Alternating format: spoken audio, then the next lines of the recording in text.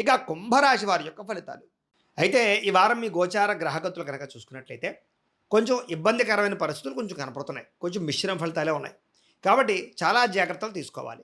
అన్నిట్లికన్నా ముఖ్యంగా ప్రయాణాలలో ప్రమాదాలు కనపడుతూ ఉన్నాయి. కాబట్టి ఎవరైనా సరే వాహనాలు నడిపేటప్పుడైనా పర్వాలేదు, ఎవరి వాహనాలైనా ఎక్కినప్పుడైనా చాలా జాగ్రత్తగా వ్యవహరించండి. లేదా వాహనాలు నడిపేటప్పుడు చాలా శ్రద్ధగా నడపండి.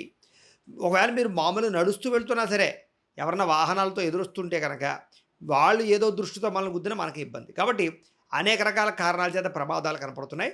చాలా జాగ్రత్తగా ఉండాలి.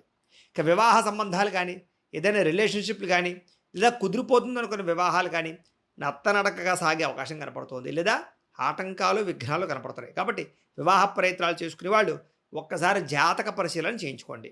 అలాగే పిల్లల మాట వినకపోవడం, మనశ్శాంతి లేకపోవడం, అలజడి, తొట్రుపాటుతనం, ఆందోళన ఇవన్నీ కనపడుతున్నాయి. అయితే అనవసరమైన గొడవల వల్ల కూడా ప్రేమికుల మధ్య దూరం జరిగే అవకాశాలు,